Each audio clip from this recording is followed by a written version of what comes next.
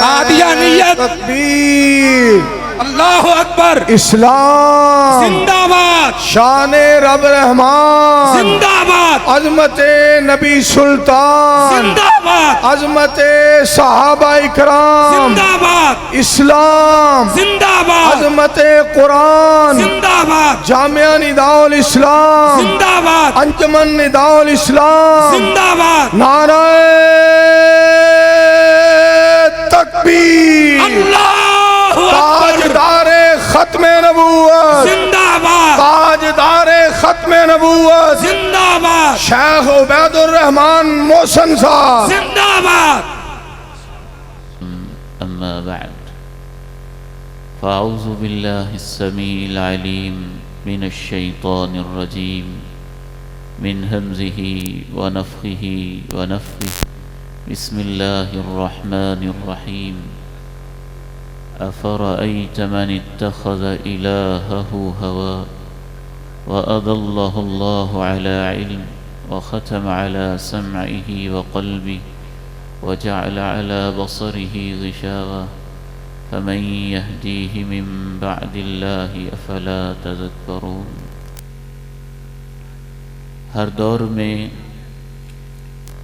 انسان چند صدیوں کو چھوڑ کر اکثر و بیشتر اللہ کے ساتھ شرک کا کوئی نہ کوئی انداز اپناتا رہا۔ وہ عظیم ہستی، وہ عظیم رب جس نے زمین کو بنایا، کسی تہہ کو 500 کلومیٹر، کسی تہہ کو 2000 کلومیٹر، انر کور آؤٹر کور کو 4 ہزار کلومیٹر گہرائیوں میں جس رب نے زمین کو بچھایا، اس میں گیسز رکھیں، معدنیات رکھیں، ہیرے رکھے، جواہرات رکھے، خوراک کا انتظام کیا، مسام بنائے، پانی کے چشمے بہائے، جس نے 7 آسمان کی چھت ہمارے سروں پہ تان کے کھڑی کی، انسان نے اس رب کے ساتھ شرک کے نئے نئے انداز ہر دور کے اندر ایجاد کیے۔ کبھی انبیاء کو اللہ کا شریک کہا، کبھی انبیاء کو اللہ کے بیٹے قرار دیا، کبھی فرشتوں کو اللہ کی بیٹیاں کہا، کبھی جنوں اور اللہ کا آپس میں رشتہ جوڑا، کبھی سورج اور چاند کو دیوتا بنا لیا، کبھی ہر نفع مند چیز کو رب کا شریک قرار دے دیا، اور کہیں ہر نقصان دہ چیز کو رب کے برابر لا کے کھڑا کر دیا۔ لیکن آج کی اس عظیم الشان کانفرنس میں اللہ کی ناراضگی اور غضب کو دعوت دینے والا جدید دور کا ایک بدترین شرک، جسے انسان شرک نہیں سمجھ رہا ہے، وہ لبرلزم ہے۔ لبرلزم کیا ہوتا ہے کہ انسان اپنے طور پر یہ دعویٰ کرے کہ میں آزاد ہوں، رب کون ہوتا ہے مجھے ڈکٹیٹ کرنے والا، میں آزاد پیدا ہوا ہوں، جو چاہوں گا دیکھوں گا، جو چاہوں گا سنوں گا، جو چاہوں گا بولوں گا، جن راہوں پہ چاہوں گا چل کے جاؤں گا، جہاں چاہوں گا تعلق قائم کروں گا، جیسے چاہوں گا مال کماؤں گا، جیسے چاہوں گا لائف سٹائل بناؤں گا، میری پرائیویٹ زندگی ہو یا میری اجتماعی زندگی ہو۔ آج کے انسان نے جو بدترین شرک کیا ہے اجتماعی طور پہ اور کثرت کے ساتھ کیا ہے، سابقہ دور میں چند ایک لوگوں نے یہ شرک کیا تھا۔ فرعون نے کہا تھا انا ربکم الاعلی، میں تمہارا سب سے اونچا رب ہوں۔ نمرود نے کہا تھا الم تر الی الذی حاج ابراہیم فی ربہ ان آتاہ اللہ الملک اذ قال ابراہیم ربی الذی یحیی ویمیت قال انا احیی وامیت۔ نمرود نے دعویٰ کیا تھا میں رب ہوں، زندگی اور موت دیتا ہوں۔ سورہ کہف میں ایک ایسے شخص کا تذکرہ ہے جس نے سرمایہ کی وجہ سے، جاگیر کی وجہ سے یہ دعویٰ کیا تھا کہ رب کون ہوتا ہے، میں اپنی محنت کے ساتھ یہ کمائیاں کرتا ہوں۔ واضرب لهم مثل الرجلين جعلنا لأحدهما جنتين من أعناب وحففناهما بنخل وجعلنا بينهما زرعا كلتا الجنتين آتت أكلها ولم تظلم منه شيئا وفجرنا خلالهما نهرا وكان له ثمر فقال لصاحبه وهو يحاوره أنا أكثر منك مالا وأعز نفرا ودخل جنته وهو ظالم لنفسه قال ما أظن أن تبيد هذه أبدا وما أظن الساعة قائمة ولئن رددت إلى ربي لأجدن خيرا منها منقلبا. اس نے اپنی جاگیر سے 3 فصلیں اٹھائیں. ایک جاگیر سے 3 فصلیں ایک موسم میں اٹھاتا تھا. کنارے کنارے اس نے کھجور کے باغات، کھجور کے درخت ترتیب کے ساتھ لگا رکھے تھے. کھجوروں کے درمیان میں اس نے انگوروں کی بیلیں لگا رکھی تھیں. سینٹر اور درمیان کے اندر اس نے زرعی اجناس اگاتا تھا. اپنی زمین سے 3 فصلیں اٹھاتا. اس کا ایک ایک پتا، ایک ایک ٹہنی، ایک ایک درخت، ایک ایک بیل رب کریم کہتا ہے وَلَمْ تَظْلِمْ مِنْهُ شَيْئًا. کوئی بھی اس کی ٹہنی پھل سے خالی نہیں ہوتی تھی. لیکن اس نے کہا رب کون ہوتا ہے، قیامت کیا ہوتی ہے، یہ میرا سرمایہ، یہ میری محنت، قیامت آئے گی نہیں. اگر آ گئی وہاں بھی ایسے ہی موجیں کروں گا جیسے یہاں موجیں کر رہا ہوں. ایک اور لبرل انسان تھا، اس نے بھی اسی قسم کا دعویٰ کیا تھا.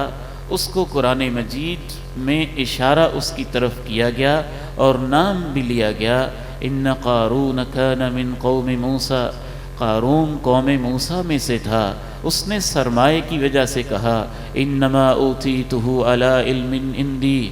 رب کیا ہوتا ہے، یہ میری محنت، میری سکل، میری مہارت، میرا نالج، میری کاوش ہے جس وجہ سے یہ سب کچھ مجھے ملا ہوا ہے. فرعون نے تو یہاں تک دعویٰ کر دیا اذهب الى فرعون انه طغى فقل هل لك الى ان تزكى واهديك الى ربك فتخشى فاراه الايه الكبرى فكذب وعصى ثم ادبر وتولى فجمع. اس نے سب کچھ پیٹ پھیر کے یوں کہا انا ربكم الاعلى فاخذه الله نكال الاخره والاولى. صرف ربوبیت کا نہیں، اس نے کہا سب سے اونچا رب ہی میں ہوں. تو یہ 4-5 میں نے آپ کو قرآن سے مثالیں دیں کہ یہ اپنے دور کے اس معنی میں لبرل لوگ تھے کہ یہ اپنے آپ کو آزاد سمجھتے تھے. ہماری محنت ہے، ہماری سکل ہے، ہماری بادشاہت ہے، ہمارا سرمایہ ہے، ہماری جگیر ہے، ہمارا نسب ہے، ہماری محنتیں ہیں، ہمارا پروفیشن ہے. رب کون ہوتا ہے، پیغمبر کون ہوتا ہے، آخرت کیا ہوتی ہے، ہم آزاد ہیں، جیسے چاہیں گے زندگی بسر کریں گے. سابقہ دور کے اندر یہ چند اکا دکا لوگ تھے.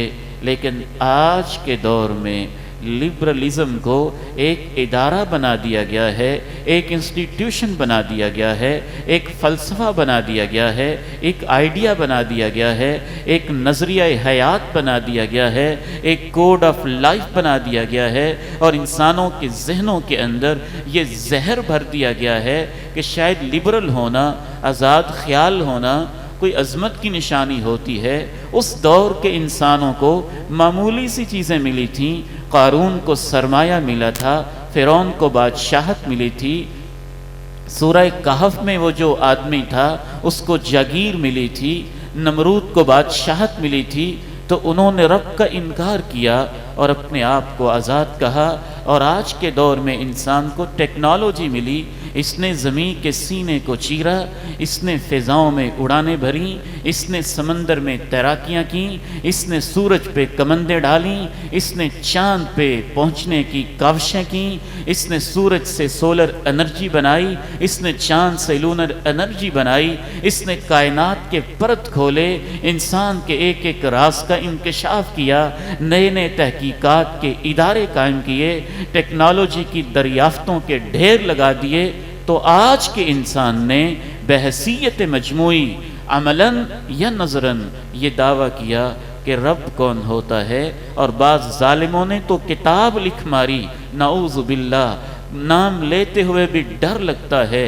گاڈ از ڈیڈ، اگر کوئی خدا تھا بھی تو آج مر چکا ہے، اور کسی نے تو یہ کتاب لکھ دی، دی اینڈ آف ہسٹری، تاریخ ختم ہو چکی ہے، رب کو ماننے والے ختم ہو چکے ہیں، انسان آزاد پیدا ہوئے ہیں، وہ اپنی مرضی کے قانون بنائیں گے، وہ اپنی مرضی کا کلچر بنائیں گے، وہ اپنی مرضی کی سویلائزیشن بنائیں گے، وہ اپنی مرضی کی ثقافت بنائیں گے۔ میرے پیارے پروفیسر بھائی، انجمن نداء الاسلام کے توسط سے اس عظیم الشان کانفرنس میں جو ٹرانسجینڈر ایکٹ کے حوالے سے قرارداد پیش کر رہے تھے، ٹرانسجینڈر ایکٹ لبرلزم کا ایک چھوٹا سا حصہ ہے کہ ہم پوری زندگی میں جب آزاد ہیں تو میں مرد ہوں یا عورت یہ فیصلہ رب نہیں کرے گا۔ اگر رب نے مجھے اعضاء مردوں والے لگائے ہیں، میرا دل چاہتا ہے میں عورت بن کے رہوں، رب کون ہوتا ہے؟ میری نسوانیت کے فیصلے کرنے والے میں خود فیصلہ کروں گا مجھے کیا بننا ہے، مرد بننا ہے یا عورت بننا ہے، یہ میری مرضی چلے گی، میری فیلنگز چلیں گی، میرے احساسات چلیں گے۔ حتیٰ کہ مغرب کے اندر اور ویسٹ کے اندر چوتھی پانچویں کلاس کے بچے بھی باقاعدہ 5 سال سے جو بطور میل رجسٹرڈ تھے، بطور بوائے رجسٹرڈ تھے، ان کا نام لڑکوں والا تھا، اعضاء لڑکوں والے تھے، آواز لڑکوں والی تھی، شکل لڑکوں والی تھی، انہوں نے کہا کون ہوتا ہے مجھے لڑکا بنانے والا؟ آج کے بعد میں آزاد ہوں، میں لڑکی بن رہا ہوں، مجھے لڑکی کے نام سے پکارا جائے۔ یہ ٹرانسجینڈر ایکٹ کی خباثت ایک حصہ ہے لبرلزم کے شرک کا۔ یہ کہنا سابقہ دور میں، دوبارہ خلاصہ سنیے، نبیوں کو لوگوں نے رب کا شریک بنایا، اولیاء کو رب کا شریک بنایا، فرشتوں کو رب کا شریک بنایا، جنوں کو رب کا شریک بنایا، سورج کو رب کا شریک بنایا، چاند کو رب کا شریک بنایا، اور آج کے اس ظالم انسان نے کہا میں خود ہی رب کا شریک ہوں، بلکہ میں رب کو نہیں مانتا، میں آزاد ہوں۔ اس کے بارے میں قرآن نے کیا کہا ہے؟ اور میں بڑی معذرت کے ساتھ کہوں گا، کچھ لوگوں نے باقاعدہ یہ شرک کیا اور کچھ لوگوں نے شاید یہ شرک تو نہیں کیا، لیکن ان نوجوانوں کی زندگی ایسی ہے کہ ہم آزاد ہیں، جیسے چاہیں گے زندگی بسر کریں گے۔ مولوی کون ہوتا ہے ہمیں روکنے والا؟ عالم کون ہوتا ہے ہمیں سمجھانے والا؟ باپ کون ہوتا ہے ہمیں ٹوکنے والا؟ ماں کون ہوتی ہے ہمارے اوپر پابندیاں لگانے والی؟ معاشرہ کون ہوتا ہے ہمارے اوپر مختلف قسم کی قدغن عائد کرنے والا؟ ہم آزاد ہیں، لہٰذا ہم اپنی مرضی کی زندگی گزاریں گے۔ میں عرض کر رہا ہوں کہ یہ اس دور کا بدترین شرک ہے، اور اللہ کے قرآن نے اسے شرک کہا ہے۔ اور ہماری بد نصیبی یہ ہے کہ شرک کی اس قسم کو سمجھا نہیں گیا۔ ہم نے صرف اتنا ہی سمجھا کہ قبر کو سجدہ کرنا شرک ہے، ہاں وہ بھی شرک ہے اور بدترین شرک ہے۔ ہم نے صرف یہی سمجھا اولیاء اللہ کو مشکل میں پکارنا شرک ہے، ہاں وہ بھی شرک ہے۔ ہم نے صرف یہی سمجھا کہ انبیاء کو مشکلات میں پکارنا، اللہ کے علاوہ ان کو اپنا غیبی مددگار سمجھنا، یہی شرک ہے، ہاں یہ بھی شرک ہے۔ ہم نے لیکن اتنا سمجھا کہ غیر اللہ کے نام پہ نظریں، نیازیں، منتیں، چڑھاوے چڑھانا صرف یہ شرک ہے، صرف یہ شرک نہیں، یہ بھی شرک ہے۔ اور ہم بھول گئے کہ بعض متکبر انسان ایسے ہوتے ہیں کہ ان سے بھی گندہ شرک کرتے ہیں، وہ اپنے آپ کو ہی اور اپنی خواہشوں کو ہی معبود بنا لیتے ہیں۔ اس بارے میں اللہ تعالیٰ نے قرآن مجید میں 2 ٹوک کہا، افرأیت من اتخذ الہہ ہوا۔ کتنا قابل تعجب ہے اس شخص کا رویہ جس نے اپنی خواہشوں کو ہی اپنا معبود بنا رکھا ہے۔ وَأَضَلَّهُ اللَّهُ عَلَىٰ عِلْمٍ، اللہ نے علم کے باوجود اس کو بھٹکنے کے لیے آزاد چھوڑ دیا ہے۔ وَخَتَمَ عَلَىٰ سَمْعِهِ وَقَلْبِهِ، اس کے کان پہ دل پہ مہر لگ گئی ہے۔ وَجَعَلَ عَلَىٰ بَصَرِهِ غِشَاوَةً، اس کی آنکھوں پہ پردے پڑ گئے ہیں۔ فمن یہدیہ من بعد اللہ، اس نے اللہ کو چھوڑ دیا ہے، اب اس کو ہدایت کون دے گا؟ افلا تذکرون، تمہیں عقل کیوں نہیں آتی اور تم سمجھتے کیوں نہیں ہو؟ کیا یہ حیرانی کی بات نہیں ہے کہ دنیا کے 50 کے قریب ملکوں نے باقاعدہ بیٹھ کر اس چیز کا قانون پاس کیا کہ مرد اگر مرد سے بے حیائی کر کے شادی کرنا چاہتا ہے تو تم کون ہوتے ہو اس کو روکنے والے؟ وہ اس کی پرائیویٹ زندگی ہے، اسے کر لینے دو۔ عورت اگر عورت کے ساتھ بد کرداری کا تعلق قائم کرتی ہے اور وہ اس طرح لیسبین بننا چاہتی ہے تو تم کون ہوتے ہو اسے روکنے والے؟ اسے کرنے دو۔ اگر مرد کسی عورت کے ساتھ ناجائز تعلق قائم کرنا چاہتا ہے، وہ دونوں خوش اور راضی ہیں، تو تم کون ہوتے ہو پابندی لگانے والے؟ اس کی مرضی ہے۔ کراچی کی گلیوں میں کیا ہم نے کبھی سوچا تھا کہ پاکستان جیسا ایک پاکیزہ خطہ ہوگا جو لا الہ الا اللہ کی بنیاد پہ بنا ہوگا، اور اس قوم کی بیٹیوں میں سے چند حیا باختہ عورتیں کراچی کی گلیوں میں پوسٹر اٹھا اٹھا کے اس شرک کے نعرے لگائیں گی پاکستان کی سرزمین میں، جس کا نعرہ ہی یہ تھا لا الہ الا اللہ الا لہ الخلق والامر، تخلیق بھی اس کی ہے، مرضی بھی اس کی ہے۔ اس پاکستان میں کراچی کی گلیوں میں اس شرک کو یوں بیان کیا گیا، میرا جسم میری مرضی، میرا جسم میری مرضی۔ اور میں بچوں اور بچیوں سے جب سنتا ہوں نا، اس کو سمجھاتے ہیں بیٹا ایسے نہ کرو، وہ اپنے باپ سے کہتا ہے میری مرضی۔ بچی کو سمجھایا جاتا ہے، وہ اپنی ماں سے کہتی ہے میری مرضی۔ استاد سمجھاتا ہے تو بچے جواب دیتے ہیں میری مرضی۔ معلمہ سمجھاتی ہے تو بچیوں کا جواب ہوتا ہے میری مرضی۔ نوجوان جواب دیتے ہیں میری مرضی۔ کراچی کی گلیوں چوکوں چوراہوں میں یہ نعرے لگائے جاتے ہیں میری مرضی۔ شرک کی اس قسم کا قرآن نے کیسے رد کیا؟ اس کے چند دلائل سماعت کیجئے۔ سب سے پہلی دلیل رب العالمین نے یہ دی کہ انسان کبھی تو غور تو کیا کر، تو اپنی مرضی سے نہیں بنا ہے، تیرا خمیر مٹی سے تیری مرضی سے نہیں اٹھا ہے، پانی کا نطفہ جس سے تو پیدا ہوا وہ تیری مرضی سے نہیں بنا تھا، جس ماں کے رحم میں اس کو پالا گیا وہ تیری مرضی سے نہیں بنا تھا، پانی کی اس بوند کی شکل بنائی گئی اس میں تیری مرضی نہیں تھی، اس کا رنگ بنایا گیا تیری مرضی نہیں تھی، انگلیاں بنائی گئیں تیری مرضی نہیں تھی، پورے بنائے گئے تیری مرضی نہیں تھی، لکیریں کھینچی گئیں تیری مرضی نہیں تھی، جوڑ بنائے گئے تیری مرضی نہیں تھی، آنکھیں بنائی گئیں تیری مرضی نہیں تھی، آنکھوں کے پیچھے 13 ملین 1,30,00,000 لائٹ ریسپٹرز لگائے گئے، یہ رب کی مرضی تھی۔ کان کا والیوم سیٹ کیا گیا، کتنا سننا ہے کتنا نہیں سننا یہ تیری مرضی نہیں تھی، تیرا دماغ بنایا گیا یہ تیری مرضی نہیں تھی، سر کے بال سجائے گئے یہ تیری مرضی نہیں تھی، سینے کی دھڑکنیں بنائی گئیں یہ تیری مرضی نہیں تھی، دل کے فنکشن رکھے گئے یہ تیری مرضی نہیں تھی، کس تاریخ کو پیدا ہونا یہ تیری مرضی نہیں تھی، کس ماں باپ کے گھر میں آنا یہ تیری مرضی نہیں تھی، زمین کے کس خطے میں پیدا ہونا یہ تیری مرضی نہیں تھی۔ وہ رب کریم تھا جس نے پانی کی ایک بوند کو عرش معلیٰ پہ مستوی ہو کر، پانی کی ایک بوند کو جس میں لاکھوں جرثومے تھے، کیڑے سے لاکھوں گنا چھوٹا تھا، اس رب کی مرضی تھی کہ تجھے علقہ بنایا، رب کی مرضی تھی، مضغہ بنایا رب کی مرضی تھی، ہڈیاں بنائیں رب کی مرضی تھی، گوشت چڑھایا رب کی مرضی تھی، پانی کی اس بوند کو 9 ماہ کے اندر جیتا جاگتا مسکراتا معصوم بچہ بنایا۔ فتبارک اللہ احسن الخالقین الا لہ الخلق والامر، پیدا بھی اس نے کیا ہے، مرضی بھی اسی کی چلے گی۔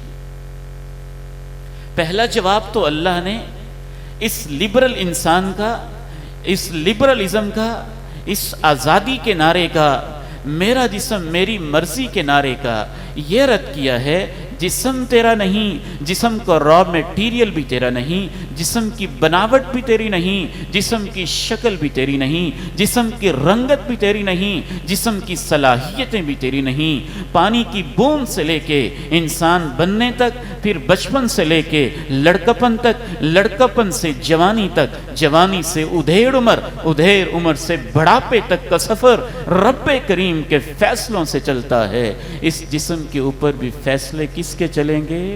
رب کے چلیں گے۔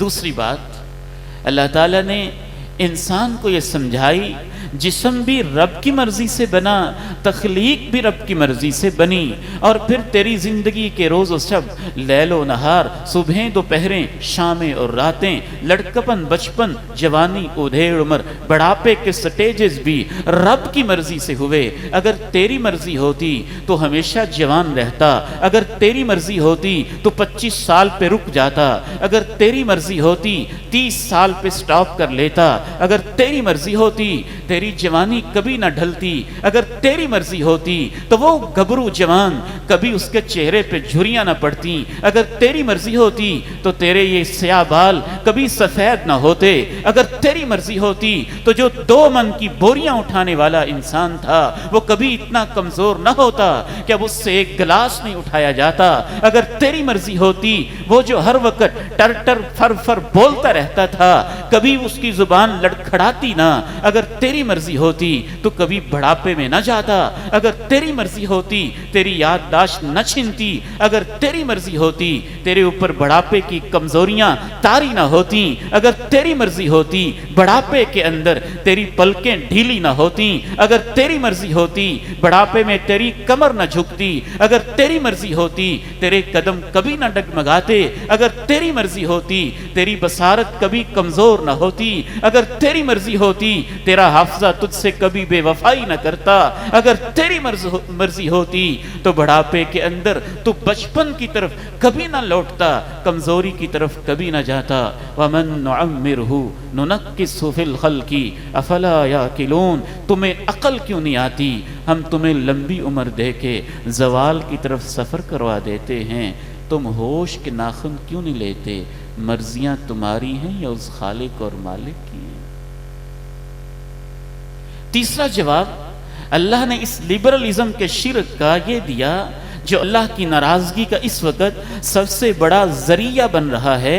ہر شخص اپنی مرضیوں پہ لگا ہوا ہے، سیاستدان اپنی مرضی، ایم این اے اپنی مرضی، ایم پی اے اپنی مرضی، سینیٹرز اپنی مرضی۔ میں حیران ہوتا ہوں، سر پکڑ کے رہ جاتا ہوں پاکستان کی پارلیمنٹ میں کہ ہم نے کبھی یہ بھی سوچا تھا کہ ٹرانسجنڈر جیسا لبرلزم کے شرک کے اوپر مبنی یہ بدترین قانون پاس ہو جائے گا اور کوئی اس کے خلاف بولنے کے لیے تیار نہ ہوگا، اور ہمیں لمبے عرصے کے بعد پتہ چلے گا کہ ایسی بدبختی اس قوم کے اوپر ٹوٹنے والی ہے اور غیروں کا ایجنڈا اس قوم کے اوپر نافذ ہونے والا ہے۔ تیسرا جواب اللہ نے ان ظالموں مشرکوں کا جو لبرلزم کا شرک کر رہے ہیں اور اپنے آپ کو رب کے مقابلے میں کھڑے کر رہے ہیں اور اپنی مرضیوں کو اللہ کے قانون کے سامنے کھڑا کر رہے ہیں، تیسرا جواب اللہ کا قرآن ان لوگوں کو یہ دیتا ہے، اگر تمہارا جسم ہے اور تمہاری ہی مرضی ہے تو پھر تم جس وقت تمہاری ماں تمہاری آنکھوں کے سامنے جدا ہو رہی ہوتی ہے، تمہارا باپ رخصت ہو رہا ہوتا ہے، تمہاری بہن داغ مفارقت دے رہی ہوتی ہے، تمہارا گبرو جوان بیٹا آنکھوں کے سامنے الوداع ہو رہا ہوتا ہے، تمہاری چہیتی بیٹی تمہارے سینے کے اوپر جدائی کے داغ ڈال کے جا رہی ہوتی ہے، تمہارے ڈاکٹر، تمہاری ٹیکنالوجی، تمہاری سائنسز، تمہاری صلاحیتیں، تمہاری مرضیاں، تمہاری ریسرچ، تمہاری میڈیکل سائنس اپنے پورے اسلحے کے ساتھ موجود ہوتی ہے، اگر تم سمجھتے ہو تمہاری مرضیاں ہیں تو پھر اس مرنے والے کو نہ جانے دیا کرو اور اپنی مرضی کر کے اس کی روح کو واپس رکھ لیا کرو۔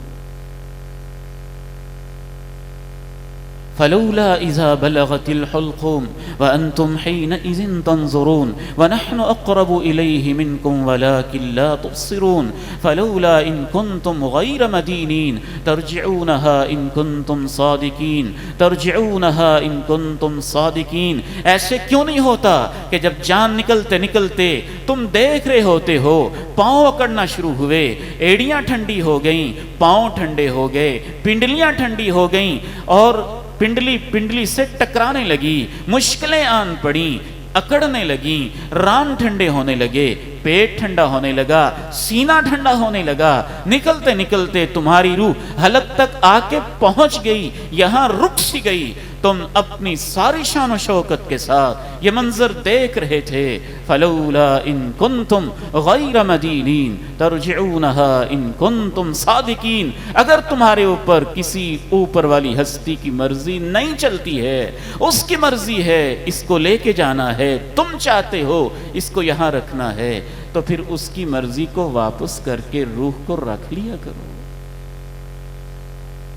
اللہ تعالیٰ نے شرک کی اس بدترین قسم کا ایک آخری جواب یہ دیا. میرا وقت ختم ہوا چاہتا ہے اور شرک کی اس قسم کو آج سمجھ کے جائیے گا. اللہ رب العزت نے شرک کی اس قسم کا ایک چوتھا خوبصورت اور عظیم ترین جواب دیا. وہ مالک ہے نا, وہ خالق ہے نا, وہ رازق ہے نا, اس نے تمہارے لیے اتنے سارے انتظام کیے تھے. زمین کے سینے کو تمہارے لیے بچھایا تھا, آسمان کی چھت کو تمہارے لیے تان کے کھڑا کیا تھا, زمین کو بیلنس کرنے کے لیے 25-25 ہزار فٹ K2 کی چوٹیاں اور بلندیاں تمہارے لیے اوپر کھڑی کی تھیں, اور اس پہاڑ کو 2 حصے 50-50 ہزار فٹ زمین کے اندر لگا کے کیل بنایا تھا.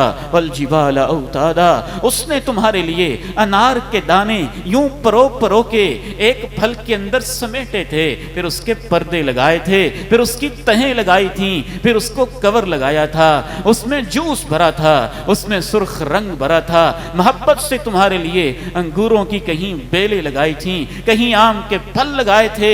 اس نے تمہارے لیے ماں کی ممتا, باپ کی محبت, بہن کی لوریوں کے انتظام کیے تھے. وہ رب کہتا ہے میرے یہ بندے جو میرا کھا کے میری زمین پہ رہ کے مجھے یہ کہتے ہیں تو کون ہوتا ہے, میری مرضی چلے گی. اللہ کہتا ہے میرے یہ بندے جانوروں سے بدتر ہے. آپ بڑے شوق سے کہتے ہیں نا وہ بڑا لبرل بندہ ہے, یار وہ بڑا آزاد خیال ہے. اللہ اس کو لبرل نہیں کہتا, اللہ اس کو آزاد خیال نہیں کہتا. اللہ کہتا ہے وہ جانور ہے, وہ جانور ہے, بلکہ اللہ کہتا ہے وہ جانور سے بدتر ہے. اللہ تعالیٰ نے قرآن مجید میں اسی مقام پہ کہا انہم الا کالانعام بل ہم اضل سبیلا ام تحسب ان اکثرهم يسمعون او يعقلون انہم الا کالانعام بل ہم اضل سبیلا. جنہوں نے اپنی خواہشوں کو اپنا معبود بنایا ہوا ہے, کیا آپ سمجھتے ہیں کہ یہ سنتے ہوں گے؟ کیا آپ کا خیال ہے کہ ان میں عقل ہے؟ اللہ کہتے ہیں نہیں, یہ جانور ہیں, بلکہ جانوروں سے بدتر ہیں. 2 وجہ سے اللہ نے ان لوگوں کو جانور کہا. ایک وجہ یہ سمجھ میں آتی ہے کہ جانور جب چارہ کھاتا ہے, ایک کتے جیسا جانور بھی 1 مہینہ صبح اس کو روٹی کھلا دیں, 1 مہینہ شام کی روٹی کھلا دیں, اور 1 مہینہ اس کو رہنے کے لیے جگہ دے دیں, وہ کتا بھی پہچاننے لگتا ہے میرا کوئی مالک ہے جو مجھے صبح کھلاتا ہے, شام کھلاتا ہے. دم ہلاتے ہوئے مالک کی پہچان کے اس کی بات سننے لگتا ہے. اور وہ جو پوری زندگی اللہ کی زمین پہ رہ کے اس کے آسمان کے نیچے اس کا رزق کھا کے اس مالک کو نہیں پہچانتا ہے, اللہ کہتے ہیں یہ اس جانور سے بھی بدتر, کیونکہ اس نے اپنے مالک کو نہیں پہچانا. اور اس بھیڑ نے بکری نے پہچان لیا, اس بھینس نے گائے نے پہچان لیا. انہم الا کالانعام بل ہم اضل السبیلا.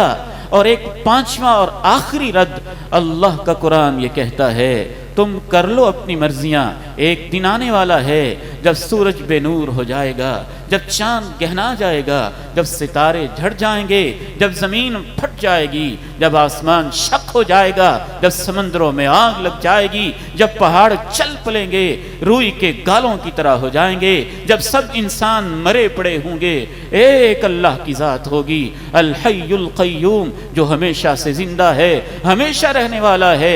فرشتے موت کی آغوش میں ہیں، انبیاء موت کی وادی میں چلے گئے ہیں، اولیاء بھی سوئے پڑے ہیں، پوری دنیا مری پڑی ہے اور پوری کائنات کا نظام تہو بالا ہو چکا ہے۔ اللہ فرماتے ہیں وما قدر اللہ حق قدری والارض جميعا قبضته يوم القيامة والسماوات مطويات بيمينه سبحانه وتعالى عما يشركون كل من عليها فان ويبقى وجه ربك ذو الجلال والإكرام كل شيء هالك إلا وجهه كل نفس ذائقة الموت۔ اس دن تمہیں پتہ چلے گا کہ مرضیاں کس کی ہیں۔ پوری کائنات موت کی آغوش اور وادی میں سوئی پڑی ہے۔ رب کریم زمین کو اپنی مٹھی میں لیں گے، آسمانوں کو لپیٹ کے کہیں گے لمن الملک اليوم، اور اپنی مرضیاں کرنے والوں بتاؤ مرضی کس کی ہے، بادشاہت کس کی ہے۔ میرے بیٹوں، میری بیٹیوں، میرے بھائیوں، میرے بزرگوں، مجھے عجب خوشی ہو رہی ہے کہ ان نوجوانوں نے کتنی محنت کی ہے، کیا کاوش کی ہے۔ میرے فاضل بھائی مولانا ہارون یاسر حفظہ اللہ، قاری عرفان صاحب، ان کی پوری ٹیم، اللہ ان کو سلامت رکھے۔ آپ احباب کا آنا اور اس دور کے اندر یہاں جمع ہو جانا یقیناً یہ اس بات کی نشانی ہے کہ آج بھی اللہ کے کچھ ایسے بندے ہیں جو اپنے آپ کو اللہ کے بندے ہی سمجھتے ہیں، رسول اللہ کے امتی سمجھتے ہیں، اپنے آپ کو کمزور مخلوق سمجھتے ہیں۔ موندہ مومن ہو اور مسلم ہو اور یہ کہے میری مرضی، نہیں، میری مرضی نہیں، رب کی مرضی ہے۔ الا لہ الخلق والامر، یہ سوچ لینا کہ میں اپنی مرضی کے ساتھ زندگی بسر کروں گا، اور لبرلزم کا خوبصورت نعرہ لگا دینا اور یہ سمجھ لینا کہ دنیا ترقی کر رہی ہے۔ اللہ کہتے ہیں یہ ترقی نہیں کر رہے، یہ لوگ جانور ہیں، جانوروں سے بدتر ہیں، اور واقعتاً میں سمجھتا ہوں کہ شاید گھوڑوں کی نسل بھی اتنی حرامی بچوں پہ مشتمل نہیں ہوگی، اور جانور بھی اپنے بچوں کو اتنا آوارہ نہیں چھوڑتے ہوں گے جتنا اپنی مرضیاں کرنے والے۔ آج امریکہ کے اندر ہر تیسرا بچہ وہ ہے جسے اپنے باپ کا نہیں پتا ہے۔ برطانیہ کے اندر کہتے ہیں کہ 40% تک حرامی بچے ہیں۔ بعض ملک ایسے ہیں جس میں 80% تک ایسی بچیاں مائیں بن گئی ہیں جو شادی سے واقف نہیں ہیں لیکن مائیں بنی پھرتی ہیں۔ یہ اپنی آزاد مرضی کے نتیجے ہیں۔ یہ ظالم کہتے ہیں انسان کو حق ہے اپنی مرضی سے جیے۔ اللہ کا قرآن کی روشنی میں ہم یہ کہتے ہیں ہر پیدا ہونے والے بچے کا حق ہے اسے پتہ ہو میرا باپ کون ہے، میری ماں کون ہے۔ اس لبرلزم کا نتیجہ تو یہ ہوتا ہے کہ بچے پیدا تو ہوتے ہیں لیکن 40-30 سال کی عمر تک ان بیچاروں کو یہ تک پتہ نہیں ہوتا میں نے باپ کس کو کہنا ہے، میں نے فادر کس کو کہنا ہے۔ امریکہ کے اندر باقاعدہ ٹی وی شو ہوتے رہے، 500 کے قریب ٹی وی شو ہوتے رہے۔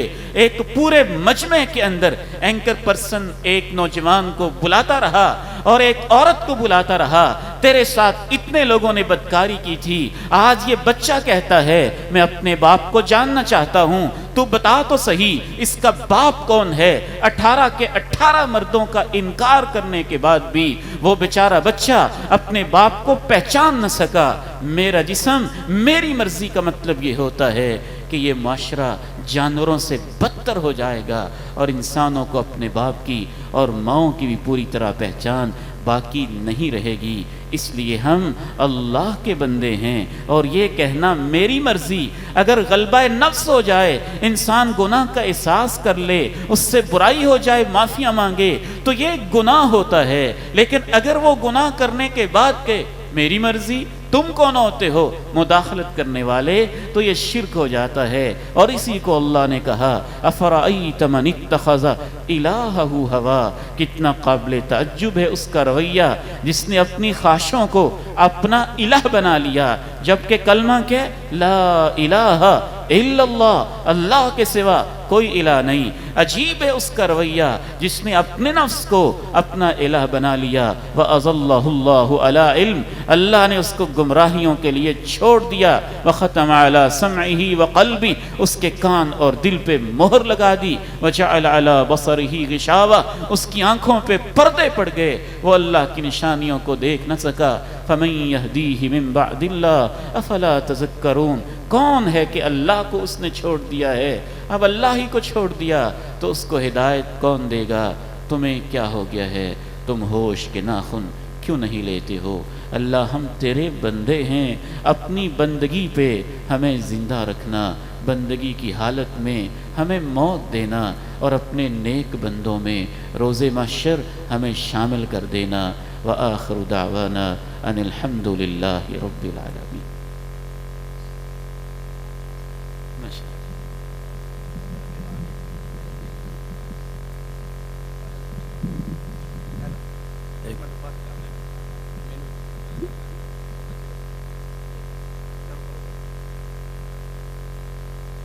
ابھی آپ کے سامنے خطاب فرما رہے تھے فضیلت الشیخ محترم جناب پروفیسر ڈاکٹر عبید الرحمن محسن صاحب۔ ابھی ہم ان کا کوئی 5 منٹ اور وقت لیں گے۔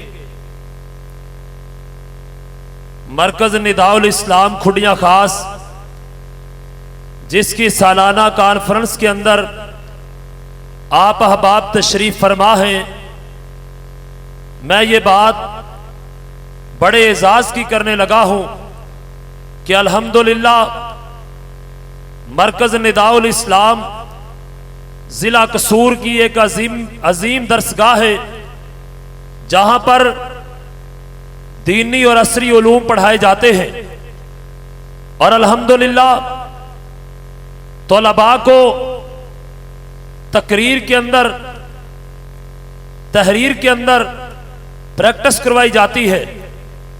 اور ہماری جماعت کے معزز علماء کرام، جس کے اندر حضرت علامہ احسان الہی ظہیر شہید رحمت اللہ علیہ، حضرت علامہ حبیب الرحمن یزدانی شہید رحمت اللہ علیہ، حافظ محمد عبداللہ صاحب شیہو پوری رحمت اللہ علیہ، مولانا محمد حسین صاحب شیہو پوری رحمت اللہ علیہ، اور مولانا محمد شریف صاحب الہ آبادی رحمت اللہ علیہ، اس طرح کے ہمارے بزرگ علماء کرام جو اس جہان فانی سے رخصت ہو چکے ہیں، ان کی طرز پر طلباء بڑی محنت کے ساتھ بڑی جاندار قسم کی تقریروں کی پریکٹس بھی کروائی جاتی ہے۔ اور ہمارے اس مرکز نداء الاسلام کے اندر طالب علموں کو پنجابی کے اندر، اردو کے اندر، انگریزی کے اندر، عربی کے اندر تقریر کا فن سکھایا جاتا ہے۔ الحمدللہ مرکز نداء الاسلام کو اللہ نے یہ اعزاز عطا کیا ہے، جو دن رات محنت اور کوشش اور کاوش کر کے علاقہ بھر کے طلباء کے لیے نہیں بلکہ پورے ضلع کے لیے، طالب علموں کے لیے ایک عظیم دینی درسگاہ ہے، جہاں پر دینی تعلیم بھی دی جا رہی ہے اور دنیاوی تعلیم بھی دی جا رہی ہے۔ آپ اللہ تعالیٰ سے دعا کیجئے کہ مرکز نداء الاسلام کے اساتذہ اکرام کی، منتظمین کی، اللہ رب العزت اس کاوش کو، کوشش کو اللہ اپنی بارگاہ میں قبول و منظور فرمائے۔ ابھی آپ انشاءاللہ اس مرکز کی کاوش کو اپنی آنکھوں کے ساتھ دیکھیں گے۔ ہمارے پاس ایک ایسا طالب علم موجود ہے جس کا ابھی آپ کے سامنے امتحان لیا جائے گا۔ محترم جناب حافظ زین العابدین حفظہ اللہ، وہ انشاءاللہ بلوغ المرام میں سے تقریباً 1600 احادیث ہے، اور اس میں سے انشاءاللہ حافظ زین العابدین پہلی 1000 حدیث کا ٹیسٹ دے گا۔ محترم جناب فضیلت الشیخ ڈاکٹر پروفیسر عبید الرحمان محسن صاحب پہلی 1000 حدیث میں سے صرف حدیث کا نمبر بولیں گے، اور انشاءاللہ حافظ زین العابدین صاحب انشاءاللہ حدیث کی سند بھی پیش فرمائیں گے اور متن بھی انشاءاللہ پیش فرمائیں گے۔ تو میں گزارش کروں گا محترم جناب پروفیسر ڈاکٹر عبید الرحمان محسن صاحب سے کہ وہ حدیث کا نمبر انشاءاللہ بولیں گے، اور حافظ زین العابدین صاحب انشاءاللہ حدیث کی سند اور متن انشاءاللہ پیش کریں گے۔ پہلی 1000 حدیث۔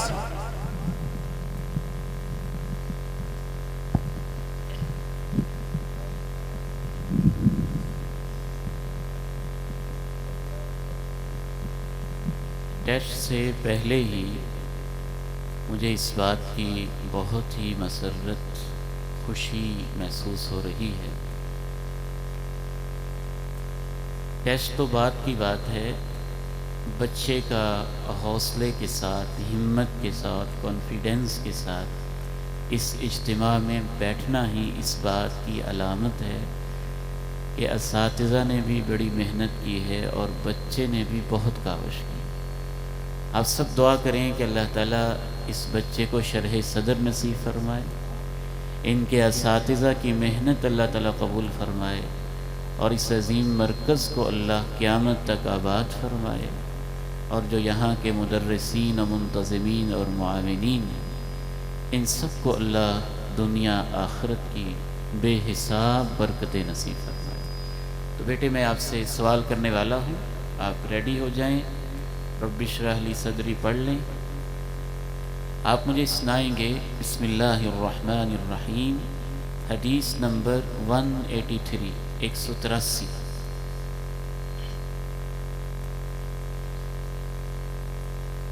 السلام علیکم ورحمۃ اللہ وبرکاتہ۔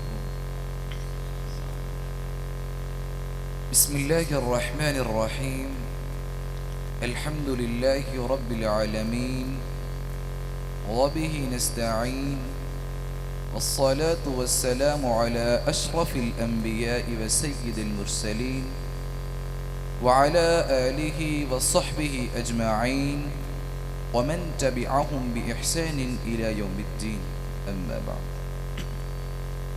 حدیث نمبر 183، کتاب نمبر 2 ہے، کتاب کا نام کتاب الصلاة، باب نمبر 1، باب کا نام باب المواقیت۔ وعن ابن مسعود رضی اللہ تعالی عنہ قال قال رسول اللہ صلی اللہ علیہ وسلم افضل الاعمال الصلاة في اول وقتها، رواه الترمذی والحاکم واصله في الصحیحین۔ 184 184 حدیث نمبر اسی طرح 184 نمبر، اس حدیث کا باب بھی وہی ہے اور کتاب بھی وہی۔ وعن ابی محذورة رضی اللہ تعالی عنہ ان النبی صلی اللہ علیہ وسلم قال اول الوقت رضوان اللہ واوسطه رحمت اللہ وآخره عفو اللہ، رواہ الدارقطنی بسند واهن جدا۔ بارک اللہ فیک ونفع اللہ بک۔ حدیث ہے 332 332۔ حدیث نمبر 332، کتاب نمبر 2، کتاب کا نام کتاب الصلاة اور کتاب کا باب نمبر ہے 3، باب کا نام باب شروط الصلاة۔ حدیث نمبر 332۔ عن ابی سعید الخدری رضی اللہ عنہ قال قال رسول اللہ صلی اللہ علیہ وسلم اذا جاء احدكم المسجد فلينظر فإن رأى في نعليه أذى أو قذرا فليمسحه وليصلي فيهما، رواه ابو داود وصححه ابن خزیمة۔ دوبارہ پڑھیے بیٹے، حدیث ہے 332 332۔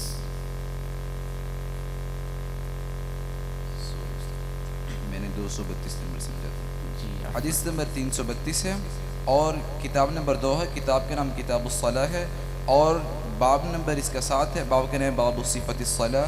حدیث نمبر 332۔ وعن ابن عمر رضی اللہ تعالی عنہما ان رسول اللہ صلی اللہ علیہ وسلم كان اذا قعد للتشهد وضع يده اليسرى على ركبتيه اليسرى واليمنى على اليمنى وعقد 53 وأشار بإصبعيه الصبابة. رواه مسلم. وفي رواية له وقبض أصابعه كلها وأشار بالتي تلي الإبهام. وقبض أصابعه كلها وقبض أصابعه كلها وأشار بالتي تلي الإبهام. ترجمہ کریں گے بیٹے؟ ترجمہ ہے کہ نہیں؟ ٹھیک ہو گیا، کوئی بات نہیں. بارک اللہ فیک ونفع اللہ بک وزادک علما وعملا. حدیث نمبر ہے 482 482.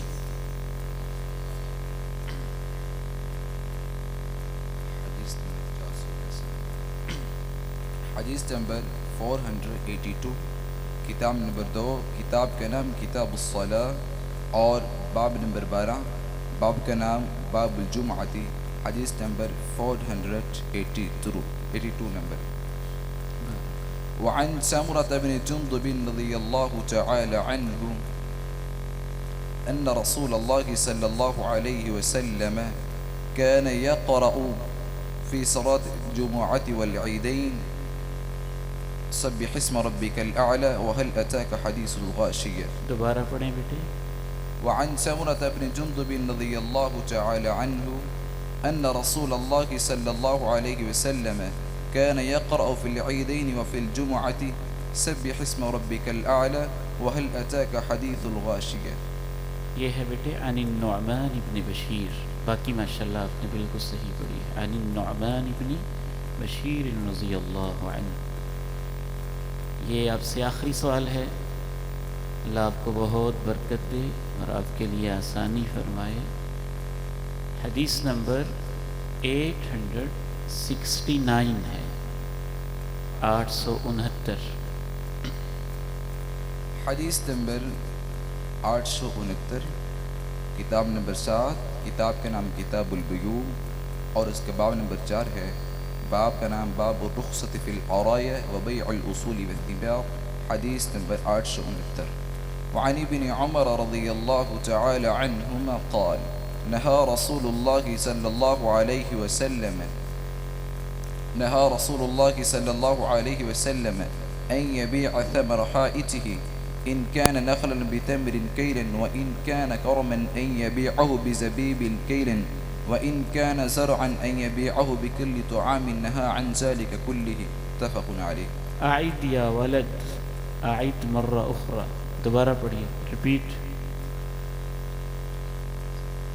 وعن ابن عمر رضي الله تعالى عنهما قال نهى رسول الله صلى الله عليه وسلم عن المحاقلة أن يبيع ثمر حائته إن كان نخلا. نهى رسول الله صلى الله عليه وسلم نهى رسول الله صلى الله عليه وسلم أن تباع ثمرة بخرشها إن كان كيلا. نهى رسول الله صلى الله عليه وسلم عن بيع الثمار. نهى رسول الله صلى الله عليه وسلم عن بيع الثمار حتى يبدو صلاحها. نهى البائع والمبتاع. نهى البائع والمبتاع. متفق عليه. وفي رواية وكان إذا سئل عن صلاحها قال حتى تذهب عائهتها. متفق عليه. حتى تذهب عاهتها. دوبارہ پڑھیں بیٹے سے. وعن ابن عمر رضي الله تعالى عنهما قال نهى رسول الله صلى الله عليه وسلم عن بيع الثمار حتى يبدو صلاحها. نهى البائع والمبتاع. متفق عليه. وفي رواية وكان إذا سئل عن صلاحها قال حتى تذهب عائهتها. عاهتها. متفق عليه. بارك الله فيك ونفع الله بك وشرح صدرك وجعلك صدقة جارية. بہت بہت مبارک ہو اس ادارے کو، منتظمین کو، مدرسین کو، اس پیارے بیٹے کو، اس کے والدین کو، آپ سب کو کہ اللہ تعالیٰ نے آپ کے علاقے میں ماشاءاللہ ایسی ٹیم رکھی ہے جو اتنی خوبصورت محنت کر رہے ہیں. اللہ ان کی مساعی قبول فرمائے۔ اور میرا ویسے دل چاہ رہا ہے کہ میں بچے کو انعام دے دوں، اگر ہارون صاحب اجازت دے دوں، یہ میری طرف سے بارک اللہ فیک۔